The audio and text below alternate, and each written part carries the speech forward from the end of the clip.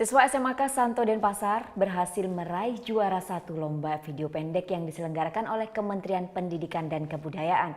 Mengangkat tema Sekolahku Masa Depanku, video berjudul Mental yang Terdidik ini keluar sebagai pemenang. Dan inilah video pendek karya Gracia Yunike dan kawan-kawan.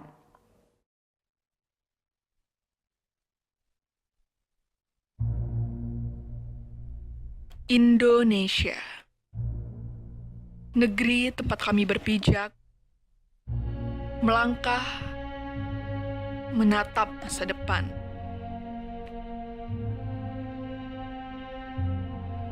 Kami sadar bahwa kamilah harapan bangsa, bahwa kamilah generasi penerus bangsa Indonesia.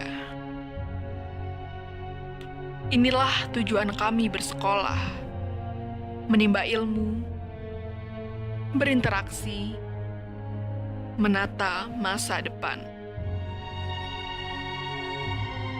Tetapi pintar tidak cukup bagi kami.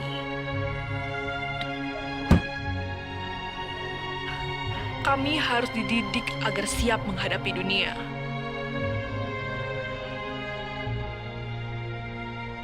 Ya, kami tidak dapat berkompromi dengan waktu. Kami tidak dapat berkompromi dengan dunia ini. Kami tidak mau menjadi generasi lemah, generasi manja. Kami mau mental kami ditempa, dibentuk menjadi figur bermental kuat, harapan bangsa.